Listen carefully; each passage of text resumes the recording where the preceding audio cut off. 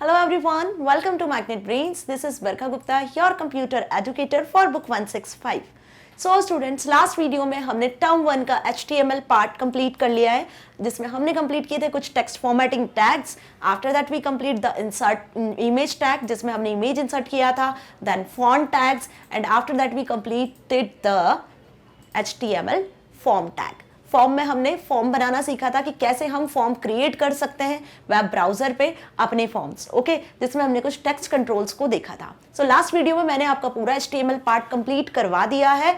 यदि आपको सारे वीडियोस की लिंक चाहिए तो आप कमेंट बॉक्स से वीडियो लिंक ले सकते हो, ओके, जिसमें आपको कंबाइंडली सारी वीडियोस मिल जानी है वन बाय वन सिक्वेंशली. जैसा मैंने कमेंट्स में भी देखा था कि बच्चों को रिक्वायरमेंट है कि HTML के लिंक्ड वीडियोस आपको मिले जो टर्म 1 में आ रहे, मतलब सारे टैग्स एक साथ मिले. तो कमेंट बॉक्स में आप देख सकते हैं, मैंने डिस्क्रिप्शन बॉक्स में लिंक लगा दिया है, तो आप वहां से पूरे HTML टैग की एक सिंगल लिंक एक्सेस कर सकते हो, ओके. आज इस वीडियो में हम डिस्कस करने वाले हैं HTML बेस्ड कुछ थ्योरेटिकल क्वेश्चंस, ओके. अब ये थ्योरेटिकल क्वेश्चंस आपकी बुक में भी है, HTML बेसिक टेक्स्ट के बाद चैप्टर के बाद मेंशन्ड है, ओके. अब आप सोच रहे होंगे कि आपके टर्म 1 में तो कुछ MCQs क्वेश्चंस आ रहे हैं. सो स्टूडेंट्स, मैंने MCQ सीरीज पहले ही बना दी थी आप लोगों के लिए, तो MCQ सीरीज भी हमारे डिस्क्रिप्शन बॉक्स में है, वहां से आप MCQ सीरीज का भी लिंक एक्सेस कर सकते हो. थ्योरेटिकल क्वेश्चंस मैं इसलिए पढ़ा रही हूं ताकि आपको इसके बिहाफ पे भी यदि कोई MCQs क्वेश्चन आते हैं तो आप इजीली सॉल्व कर सकते हो, ओके. सो इन थ्योरेटिकल क्वेश्चंस को हम MCQ के हिसाब से ही पढ़ने वाले हैं, ओके. सो स्टार्ट करते हैं. First theoretical question is write a simple HTML code to display the address in exactly the same way as given here. ये आपको दिख रहा है एक HTML कोड लिखा हुआ है ना. जब आप नोटपैड में HTML कोड लिखते हो, HTML टैग्स लिखते हो और उसे जब आप सेव करके वेब ब्राउजर पे रन करते हो तो वेब ब्राउजर पे आपको कुछ इस तरीके से आउटपुट मिलता है. तो एक तरीके से देखा जाए तो ये हमें जो शो हो रहा है ये एक आउटपुट शो हो रहा है. कहां पर? वेब ब्राउजर पर, ओके. तो अब आप ध्यान से देखिए कि यदि इसके लिए आपको HTML कोड लिखना पड़ेगा तो आप क्या लिखोगे, ओके. जैसे हम देख रहे हैं कि यहाँ पे आपको दिख रहा है टीना लाल, ओके, एक फॉन्ट में लिखा हुआ है, फिर लाइन ब्रेक हुआ है, आफ्टर दैट M9 लिखा हुआ है, कॉनेट सर्कस, फिर लाइन ब्रेक हुआ है, फिर न्यू दिल्ली 1, मतलब ये नेम है और ये एक पर्सन का एड्रेस है, ओके. और जिस तरीके से शो हुआ है उसके लिए हम क्या HTML कोड लिखेंगे, कौन कौन से टैग्स होंगे जो इस HTML कोड के लिए यूज होंगे, बहुत ध्यान से देख लीजिए, आपकी बुक में भी है ये क्वेश्चन, ओके. और इसके लिए MCQ क्वेश्चन कैसा बनेगा? ABCD ऑप्शन में आपको कुछ टैग्स के नाम दे देंगे, अब आपको बताना है कि उनमें से कौन से टैग आने वाले हैं, ओके. सो पहले हम इसका आंसर देख लेते हैं. इसका आंसर ये है कि सबसे पहले कोई भी HTML फाइल HTML टैग के साथ स्टार्ट होती है. अब जो हमने देखा उसमें कोई टाइटल तो था नहीं, तो हमने हेड टैग को बिना टाइटल के मेंशन किया है. देन फिर हमने बॉडी टैग स्टार्ट किया है और हमने क्या लिखा है? टीना लाल, जो वहां पे लिखा हुआ था नाम. उसके बाद नेक्स्ट लाइन के लिए हमने लगा दिया BR टैग. BR टैग के बाद में आप जिस तरीके से देख सकते हो यहाँ पे क्या लिखा था, बहुत ध्यान से देखिए, ग्रेटर देन और लेस देन का साइन था. ग्रेटर देन और लेस देन का साइन क्यों यूज करते हैं हम यहां पर HTML में? कोड को, टैग को स्पेसिफाई करने के लिए. लेकिन ये आपको जब इसको आउटपुट में यूज करना है, मतलब वेब ब्राउजर पे शो करवाना है ग्रेटर देन और लेस देन का साइन, तो उसके लिए हम जिसका यूज करते हैं वो होते हैं स्पेशल कैरेक्टर्स. और हर स्पेशल कैरेक्टर की अपना एक नेम, अपना एक कोड होता है. तो M9 के पहले लेस देन और उसके बाद ग्रेटर देन का साइन शो हो रहा था, ओके. तो इसके लिए हमने यहां यूज कर लिया and LT for less than and NGT for greater than, okay. तो ये यूज किया है हमने M9 के पहले LT और उसके बाद GT, क्लियर. फिर हमने पूरा एड्रेस लिखा, फिर हमने लगाया लाइन ब्रेक क्योंकि हमें लाइन ब्रेक करवानी है, और उसके बाद क्या लिखा था वहां पे? New Delhi, clear. तो ये पहली लाइन का टैग हुआ और ये दूसरी लाइन के लिए टैग हुआ और ये तीसरी लाइन के लिए टैग हुआ. Then body close and HTML code close. तो समझ में आया कि कैसे हमने यहाँ पे टैग लिखा हुआ है. तो इस तरीके से भी आपके एग्जाम में MCQs में भी क्वेश्चन पूछ सकते हैं कि आपको कोई वेब ब्राउजर का पेज शो कर दिया, वेब ब्राउजर में लिखा हुआ कोई टैग टेक्स्ट दे दिया और आपसे पूछेंगे कि इसके लिए आप कौन कौन से टैग का यूज कर सकते हो. तो इसके लिए जो MCQs क्वेश्चन बन सकते हैं वो डिफरेंट टाइप से बन सकते हैं. सपोज A ऑप्शन आपका ऐसा हो सकता है कि ओनली HTML टैग लिखा हो, B ऑप्शन कुछ इस तरीके से हो सकता है HTML टैग, बॉडी टैग, है ना. और C ऑप्शन आपके लिए हो सकता है कुछ इस तरीके से कि HTML, okay, then body, okay, then कुछ P टैग, और D ऑप्शन हो सकता है जो करेक्ट वे होगा HTML, बॉडी, है ना, और फिर कुछ स्पेशल कैरेक्टर्स के टैग हो गए जैसे LT, GT। तो इस तरीके से आपको कुछ ऑप्शंस भी दे सकते हैं कि कौन सा ऑप्शन करेक्ट होगा। क्लियर? तो यहां पे आपको करेक्ट ऑप्शन पे टिक करके आना है। ओके, तो इसलिए मैं आपको थ्योरेटिकल क्वेश्चंस इस तरीके से समझा रही हूं ताकि आपको यदि एमसीक्यूज में भी पूछे जाएं तो आप इजीली उसका आंसर लिख सकते हो। Okay, by the way 100 MCQs तो हम पहले ही प्रिपेयर कर चुके हैं जो आपके MC exam point of view से बहुत इंपॉर्टेंट है और जिसकी लिंक मैंने डिस्क्रिप्शन बॉक्स में भी शो की है, तो वहां से आप एमसीक्यूज को भी पढ़ सकते हो। Okay, next question is what is the difference between container tag and empty tag. अब देखिए यहाँ एम्प्टी टैग और कंटेनर टैग में क्या डिफरेंस है। सभी को पता है कि कंटेनर टैग बहुत सारे पढ़े हमने, पूरे जब तक कंप्लीट किया HTML उसमें बहुत सारे कंटेनर टैग पढ़े हैं। कंटेनर टैग वो टैग्स होते हैं, वो एलिमेंट्स होते हैं जिनका स्टार्टिंग टैग और एंडिंग टैग दोनों होता है ना। और एम्प्टी टैग्स वो होते हैं जिनका कोई एंडिंग टैग नहीं होता है, सिर्फ स्टार्टिंग टैग होता है। क्लियर? बात करते हैं कंटेनर टैग और पेयर टैग्स। ओके, इन्हें हम क्या बोलते हैं? Pair tags. They require a starting tag as well as ending tag. Clear? They affect text appearing between their starting and ending tag। तो सिंपल सी बात है कि स्टार्टिंग और एंडिंग टैग जिसका होता है वो कंटेनर टैग कहलाता है। एग्जांपल दे दिया आपने यहाँ पे टाइटल टैग का। टाइटल आप कहाँ लिखते हो? टाइटल टैग के स्टार्ट और एंड टैग दोनों के बीच में लिखते हो, जो वेब ब्राउजर पे टाइटल बार में शो होता है। अब एम्प्टी टैग की बात करते हैं। Just require a starting tag, okay, no ending tag. Okay, तो इसका एग्जांपल होता है HR हॉरिजॉन्टल रूलर और नेक्स्ट होता है BR लाइन ब्रेक। इसके लिए आपको कोई एंड टैग की नीड नहीं होती है, इसलिए इसे हम बोलते हैं एम्प्टी टैग। ओके, नेक्स्ट इसके लिए भी मैंने क्वेश्चन एमसीक्यू क्वेश्चन आपके लिए डिजाइन किया था जिसमें हमने बताया था कि कुछ कंटेनर टैग्स लिखे हुए थे और उसमें हमें बताना था कि कौन सा एम्प्टी टैग है, या हमने कुछ एम्प्टी टैग्स लिखे थे और उसमें से आपको सही आंसर बताना था कौन सा कंटेनर टैग है ना। करेक्ट हमने कंटेनर टैग लिख दिया, बाकी बता दिया कि कौन सा एम्प्टी टैग है। Clear? Can you assign justify alignment to paragraph in HTML? क्या आप HTML में पैराग्राफ की अलाइनमेंट को जस्टिफाई कर सकते हो? मतलब पैराग्राफ टैग जो होता है, ये पैराग्राफ टैग होता है इसकी कुछ अलाइनमेंट्स होती हैं, तो इसकी अलाइनमेंट्स के लिए पैराग्राफ की अलाइनमेंट होती है। मतलब वेब पेज पर, ओके, वेब ब्राउजर पे जब आप वेब पेज बनाते हो तो जो आप पैराग्राफ लिख रहे हो वो या तो इधर शो होगा पेज पे, या पेज के सेंटर में शो होगा, या पेज के राइट में शो होगा। तो जिधर भी शो होगा वो, उसके लिए हम क्या सेट करते हैं? पैराग्राफ टैग की अलाइनमेंट सेट करते हैं। ओके, तो यहां आपसे क्वेश्चन पूछा है कि जस्टिफाई अलाइनमेंट होती है पैराग्राफ टैग की? नो। कौन कौन सी अलाइनमेंट होती है पैराग्राफ टैग की? लेफ्ट, सेंटर और राइट। कौन सी अलाइनमेंट होती है?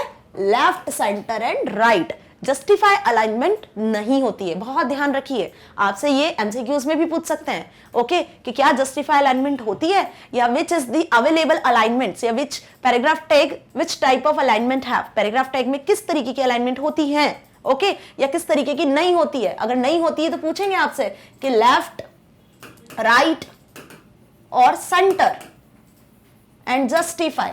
तो आपको टिक करके आना पड़ेगा कि कौन सी अलाइनमेंट नहीं होती है, ये नहीं होती है, ये तीनों होती है और ये नहीं होती है। ओके, तो इसे किसी भी तरीके से आपसे एमसीक्यूज में पूछ सकते हैं। यदि कॉन्सेप्ट क्लियर है तो हम करेक्ट आंसर लिख कर आएंगे। ओके, आगे बढ़े। नेक्स्ट क्वेश्चन है what is the difference between base font and font tag. बहुत इंपॉर्टेंट क्वेश्चन है, बहुत इंपॉर्टेंट टैग्स भी है, हमने दोनों के प्रैक्टिकल देखे थे। सो फिर से रिवाइज कर लेते हैं। बेस फॉन्ट टैग कौन सा टैग होता है? जो हर ब्राउजर सपोर्ट नहीं करता है। लेकिन फॉन्ट टैग कौन सा टैग होता है? जिसे हर ब्राउजर सपोर्ट करता है। पहला डिफरेंस। दूसरा डिफरेंस क्या होता है कि बेस फॉन्ट टैग को आप कहां लिख सकते हो? हेड टैग में लिख सकते हो। तो जब आप हेड टैग में बेस फॉन्ट का यूज करते हो तो पूरे वेब ब्राउजर में जितना भी टेक्स्ट लिखा है सब एक जैसा सेट हो जाता है, एक जैसे फॉन्ट स्टाइल में सेट हो जाता है। लेकिन इसे आप फॉन्ट टैग को आप कहां नहीं लिख सकते हो? फॉन्ट टैग को आप हेड टैग में नहीं लिख सकते हो। फॉन्ट टैग यूज होता है एक शॉर्ट सेगमेंट के लिए। मतलब आप जब कुछ फॉन्ट को कोई डिफरेंट कलर में, कोई डिफरेंट स्टाइल में सेट करवाना चाहते हो तो आप बॉडी टैग में मल्टीपल फॉन्ट टैग का यूज कर सकते हो। ओके, पढ़ते हैं अब इसे कि base font tag is used to define basic font size, okay, for the HTML page. Font tag on the other hand lets one define size, style and color for a short segment of text, है ना? Short segment of text, text के short segment के लिए use होता है। और एक ये डिफाइन बेसिक फॉन्ट साइज, एक बेसिक फॉन्ट साइज यूज करते हो पूरे HTML पेज में।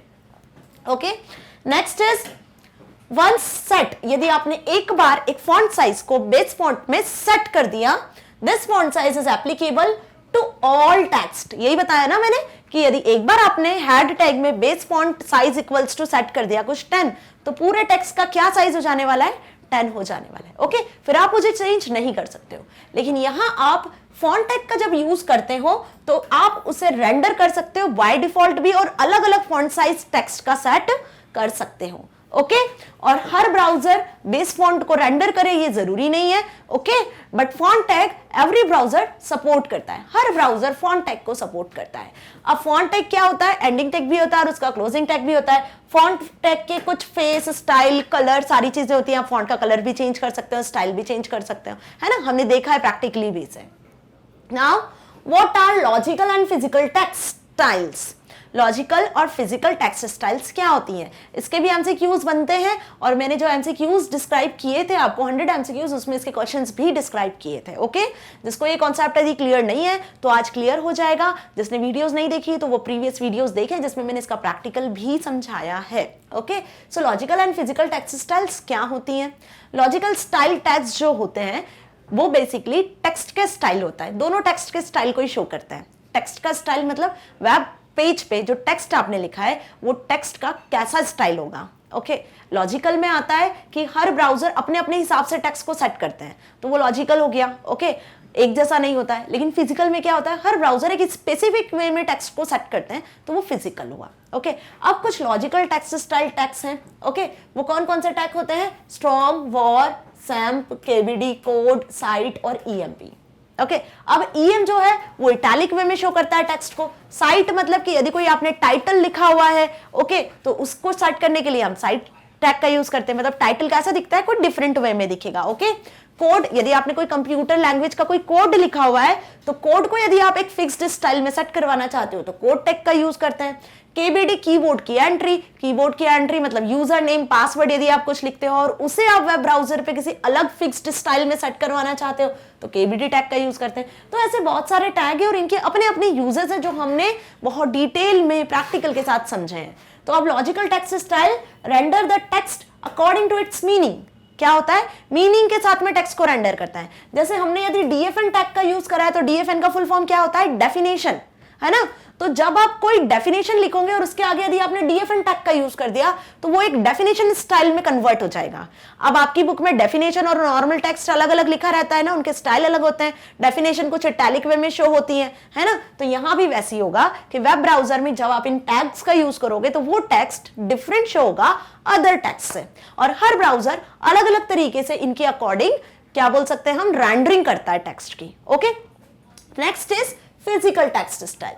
Physical text style, every browser render the text in specified manner. इनके लिए एक स्पेसिफिक बोल सकते हैं वे फिक्स्ड होती है। तो इसके जो टैग्स होते हैं वो होते हैं bold, italic, underline and TT. TT मतलब टाइपराइटर टेक्स्ट। टाइपराइटर सभी ने देखा है जो पहले यूज होता था, उसका टेक्स्ट कैसा दिखता है, उसका टेक्स्ट स्टाइल कैसा होता है। तो टीटी टैग क्या करता है, जो टेक्स्ट है उसे टाइपराइटर में कन्वर्ट कर देता है। ओके, टाइपराइटर टेक्स्ट में। अब B bold, I italic, U underline, ये तो सभी को पता ही है कि बोल्ड, इटैलिक, अंडरलाइन कैसे शो होती है टेक्स्ट। तो ये थे कुछ physical and logical text styles. Okay, इन पर बेस्ड भी क्वेश्चंस क्या होते हैं, बनते हैं एमसीक्यू क्वेश्चंस। कैसे बन सकते हैं इन पर बेस्ड एमसीक्यू क्वेश्चंस?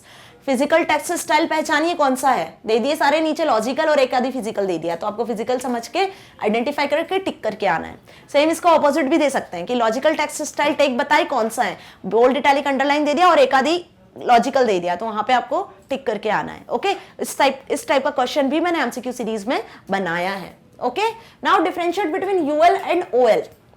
अब यूएल और ओएल टैग में क्या डिफरेंस है, पहले तो ये समझ ले यूएल ओएल है क्या, लिस्ट टैग्स है। कौन सा टैग्स है, यूएल ओएल लिस्ट टैग्स। हमने पढ़ी थी 3 तरीके की list, unordered list, ordered list and definition list. तो यहां हमें बताना है अनऑर्डर्ड लिस्ट और ऑर्डर्ड लिस्ट के बीच का डिफरेंस। अनऑर्डर्ड लिस्ट कहां से शुरू होती है, जिसमें कोई भी ऑर्डर नहीं होता है। बुलेट जो सिंबल्स होते हैं, स्टार, बुलेट, एरो, स्क्वायर, है ना, डिस्क, यदि उनसे कोई लिस्ट शुरू होती है तो अनऑर्डर्ड होती है। ओके, तो UL tag is used for unordered list. Clear? Suppose आपको लिस्ट बनानी है, आपने फ्रूट्स की लिस्ट बनानी है, एप्पल, बनाना, ये हमने एग्जाम्पल पहले भी क्रिएट किया है। आप इनके आगे 1 2 3 नंबरिंग नहीं लिखते हो, जब इस तरीके से बुलेट्स लिखते हो तो ये अनऑर्डर्ड लिस्ट होती है। इसका एक ही एट्रीब्यूट पढ़ा हमने, टाइप। टाइप मतलब इस बुलेट्स के टाइप। आप इस लिस्ट को कैसे शो करवाओगे, स्क्वायर में, डिस्क में, जिसमें भी शो करवाओगे वो उसका टाइप होता है। अब बात आती है ऑर्डर्ड लिस्ट की। तो ऑर्डर्ड लिस्ट मतलब कि यहाँ पे जो लिस्ट है वो एक ऑर्डर में, एक नंबर में डिफाइन होती है। सपोज इसी लिस्ट की बात करें हम तो 1 2 3 में कोई लिस्ट डिफाइन हो रही है, ओके, यही फ्रूट्स की लिस्ट यदि हम बनाते हैं, ओके, तो वो जब 1 2 3 में या कोई रोमन नंबर्स में या फिर कुछ अल्फाबेट्स में ABC में डिफाइन होती है तो हम उसे क्या बोलते हैं, अनऑर्डर्ड लिस्ट बोलते हैं, ओके। और याद रखिए कि यहाँ पे जो इसके एट्रीब्यूट्स होते हैं वो होते हैं टाइप एंड स्टार्ट। टाइप मतलब कि आप रोमन नंबर या न्यूमेरिक नंबर या अल्फाबेट्स क्या रखना चाहते हो लिस्ट का, और स्टार्ट कि आप किस नंबर से स्टार्ट करवाना चाहते हो, ओके। तो बहुत ध्यान रखिए कि ऑर्डर्ड लिस्ट, अनऑर्डर्ड लिस्ट दोनों में एट्रीब्यूट्स कॉमन है। कौन सा, type attributes. Start attribute UL tag का नहीं होता है, okay. Next question, what is wrong with the coding. आप ध्यान दीजिए, ये एक कोडिंग लिखी है। क्या लिखी है, ये एक कोडिंग। क्या लिखा है कोडिंग में, ओएल टैग स्टार्ट किया है। क्या लिखा है कोडिंग में, ओएल टैग स्टार्ट किया है और उसके आगे लिखा है टाइप इक्वल्स टू ए। क्या लिखा है, टाइप इक्वल्स टू ए। मतलब कि जो लिस्ट बनेगी, ओएल का मतलब एक ऑर्डर्ड लिस्ट बनाना है, और जो लिस्ट बनेगी उसका एक एट्रीब्यूट है टाइप। वो लिस्ट स्टार्ट होगी ए से, अल्फाबेट से, और स्टार्ट इक्वल्स टू लिखा है डी। अब आप ये बताइए कि स्टार्ट में हम कौन सी वैल्यू देते हैं, न्यूमेरिक वैल्यू देते हैं। तो क्या गलत है यहाँ पे, डी, कि हमें स्टार्ट कहां से करना है, उसको 4 से स्टार्ट करना है। तो आपको यहाँ पे हमेशा स्टार्ट टैग में हमें क्या मेंशन करना रहता है, न्यूमेरिक वैल्यू मेंशन करना रहती है, ना कि आपको अल्फाबेट मेंशन करना है।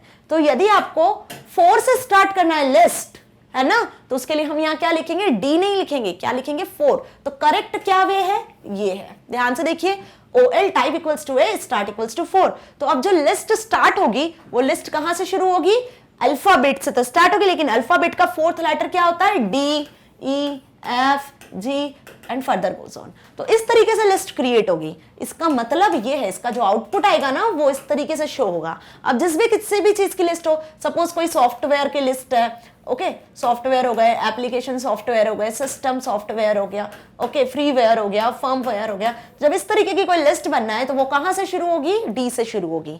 तो यहाँ पे आपको स्टार्ट टैग के अंदर क्या लिखना पड़ता है, हमेशा न्यूमेरिक वैल्यू लिखनी होती है, ओके। बहुत ध्यान रखिए, ऐसे कंफ्यूजिंग क्वेश्चंस भी आ सकते हैं। The value of start attribute should be number. क्या होना चाहिए, हमेशा नंबर होना चाहिए, ओके। सो 4th लेटर आएगा यहाँ पे, ना कि कोई नंबर, ना कि कोई कैरेक्टर। आगे बढ़ते हैं नेक्स्ट क्वेश्चन को।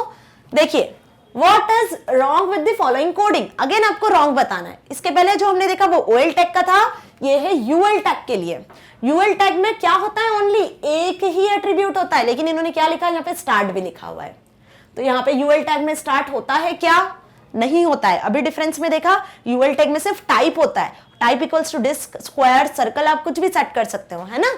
तो सबसे पहले ही हमने बता दिया कि यूएल टैग में क्या नहीं होता है, स्टार्ट एट्रीब्यूट ही नहीं होता, और यही चीज रॉन्ग है। तो वही हमने आंसर में लिखा है। क्या लिखा है हमने आंसर में, UL is defined number list, no number और letter attached with list item. कोई नंबर अटैच नहीं करते हैं हम, so we can not use star attribute. Start attribute का आप यूज यहां पर नहीं करोगे। क्यों, क्योंकि यहां पर हम यूज करते हैं सिर्फ एक ही एट्रीब्यूट जिसका नाम है टाइप, और उसकी कौन सी वैल्यूज होती है, disc, circle and square values होती हैं, ओके। क्लियर हुआ, आगे बढ़ते हैं। Differentiate between container and empty element. ये हमने स्टार्टिंग में देखा, कंटेनर और एम्प्टी एलिमेंट टैग देखे थे। तो यहाँ पे वही बात फिर से हो रही है कि एम्प्टी और कंटेनर एलिमेंट में क्या डिफरेंस है। एलिमेंट किससे मिलकर बनता है, एलिमेंट 3 चीजों से मिलकर बनता है। किन से, स्टार्ट टैग से, है ना, और फिर यहां पे आता है टेक्स्ट जो भी आप लिखते हो, या और यहां आता है क्लोज टैग, ओके। क्या आता है, क्लोज टैग। तो ये पूरा क्या कहलाता है, ये पूरा कहलाता है एक एलिमेंट। तो एलिमेंट होते हैं 2 टाइप के, कौन कौन से, कंटेनर। तो ये एग्जांपल हो गया कंटेनर का, जिसमें ये चीज नहीं होती है, एंड टैग नहीं होता है, वो कहलाता है एम्प्टी एलिमेंट। तो दोनों में डिफरेंस वही है जो क्लोजिंग और एम्प्टी टैग में होता था, ओके। ओपनिंग और क्लोजिंग जो टैग्स होते हैं उनमें जो डिफरेंस था वही डिफरेंस यहाँ भी है। अब बात करते हैं HTML की। तो HTML टैग सभी ने देखा है, इसका एंड टैग होता है, यस। तो ये हो गया कौन सा एलिमेंट, कंटेनर एलिमेंट, यदि इसके अंदर मैंने यूज कर लिया बी आर, तो बी आर कौन सा टैग हो गया, एम्प्टी एलिमेंट। ओके, सो वही आंसर हमने यहां मेंशन किया है। क्लियर, इसको हमने कॉलम वाइज भी देखा था इसी क्वेश्चन को सेकंड क्वेश्चन के फॉर्म में। Identify the error and right the corrected HTML statement. आपको यहाँ पे एरर आइडेंटिफाई करनी है। ओके, कुछ क्वेश्चन है मेंशन है और ध्यान से देखिए। बॉडी का एट्रीब्यूट यूज करा है background is equals to red. क्या लिखा है, body background is equals to red. इसमें बहुत सारे क्वेश्चंस बनते हैं और हर बच्चे कंफ्यूज्ड होते हैं। बात करते हैं बॉडी टैग की, तो बॉडी टैग के जो एट्रीब्यूट्स थे वो एट्रीब्यूट्स हमने कौन कौन से देखे थे, जल्दी बताइए कौन कौन सा एट्रीब्यूट्स देखे थे। दो मेजर एट्रीब्यूट थे, एक था बैकग्राउंड और एक था बीजी कलर। अब इन दोनों में जरा डिफरेंस मुझे बताओ क्या होता है, इन दोनों में क्या डिफरेंस होता है। बीजी कलर का मतलब होता है कि आप बैकग्राउंड कलर सेट करते हो और बैकग्राउंड का मतलब होता है कि आप वेब पेज का बैकग्राउंड इमेज सेट करना चाहते हो। तो बैकग्राउंड इक्वल्स टू हम यहाँ क्या लिखते हैं, इमेज का पाथ। क्या लिखते हैं हम यहाँ पे, इमेज का पाथ, यदि आप कुछ बैकग्राउंड में इमेज सेट करना चाहते हो तो। और बीजी कलर में हम क्या लिखते हैं, कलर, कि जो कलर आपको सेट करना है वो। और हर कलर के अपने अपने क्या होते हैं, कोड होते हैं। ओके, इस तरीके से हैश से हेक्साडेसिमल कोड। तो अब यहाँ पे आप देखिए क्या लिखा हुआ है, बैकग्राउंड इक्वल्स टू कलर का नाम। तो जो एक कलर का नाम है ये इनवैलिड है, ये इनकरेक्ट है। यहाँ पे क्या आएगा, इमेज का पाथ आएगा। ओके, क्योंकि बैकग्राउंड एट्रीब्यूट इमेज सेट करता है। तो देखिए यहाँ पे क्या रॉन्ग था, हमने लिखा हुआ है आंसर में कि क्या एरर है, ये एरर है। इसकी जगह पर क्या आएगा, सॉरी यहाँ पे हमने ये लिखा हुआ है कि बैकग्राउंड की जगह पे क्या आना चाहिए, बीजी कलर आना चाहिए। या फिर आप इसको एक तरीके से और देख सकते हो कि बैकग्राउंड इक्वल्स टू रेड की जगह पे क्या आना चाहिए, इमेज का पाथ आना चाहिए। दोनों तरीके से आप इसको करेक्ट कर सकते हो, एक ये वे और करके आप इसको इस तरीके से भी लिख सकते हो, बॉडी इक्वल्स टू, यदि आप कलर रेड सेट नहीं करना चाहते हो तो background attribute as it is आना है और इसके बाद क्या आना है, इमेज का पाथ। ओके, क्लियर हुआ।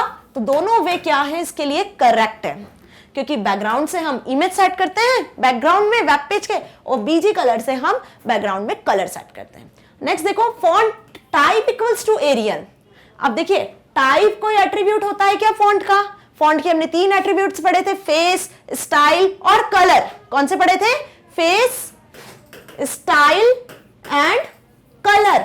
फॉन्ट नाम का कोई, टाइप नाम का कोई एट्रीब्यूट देखा था क्या, नहीं होता है कोई टाइप एट्रीब्यूट। लेकिन टाइप इक्वल्स टू एरियल, यदि आपको फॉन्ट का स्टाइल सेट करना है तो उसके लिए हमने क्या यूज कर लिया, कौन सा एट्रीब्यूट यूज कर लिया, फेस एट्रीब्यूट यूज कर लिया। तो समझ में आया यहाँ पे क्या एरर्स थी। ओके, सो स्टूडेंट्स यहाँ पे आपके थ्योरेटिकल क्वेश्चंस खत्म होते हैं। होप आपको ये क्वेश्चन के आंसर्स बहुत अच्छे से समझ में आए होंगे, क्योंकि ये एक प्रैक्टिकल टाइप क्वेश्चंस थे कि आपको एरर आइडेंटिफाई करना है। ओके, सो मैग्नेट ब्रेन्स आपको 100% फ्री एजुकेशन प्रोवाइड कर रहा है। यदि आपको मेरा वीडियो अच्छा लगा है तो आप इसे magnetbrains.com से भी एक्सेस कर सकते हो। कुछ इस तरीके से गूगल पे आपको magnetbrains.com लिखना है और जैसे ही आप लिखते हो तो यहाँ से अपनी क्लास को सिलेक्ट करना है। क्लास सिलेक्ट करने के बाद में आपको अपना सब्जेक्ट सिलेक्ट करना है। सब्जेक्ट जैसे ही आप सिलेक्ट करते हो तो आप सपोज कंप्यूटर एप्लीकेशन सिलेक्ट कर रहे हो तो नीचे आपको मेरी सारी वीडियो लेक्चर्स की लिस्ट प्रोवाइड हो जानी है। जिस भी वीडियो लेक्चर को आपको एक्सेस करना है आप उसे प्ले करके देख सकते हो। सो स्टूडेंट्स, मैंने MCQs आपके डिस्क्रिप्शन बॉक्स में लिंक दिया हुआ है, वहां से आप MCQs को एक्सेस कर सकते हो। फर्दर सारे HTML टैग्स को एक्सेस कर सकते हो। नेक्स्ट वीडियो में हम डिस्कस करेंगे इसी चैप्टर के कुछ एप्लीकेशन बेस्ड क्वेश्चंस, ओके, जो आपके MCQs के हिसाब से भी बहुत इंपॉर्टेंट है। सो देखना ना भूले। Stay here, stay happy. Thank you so much.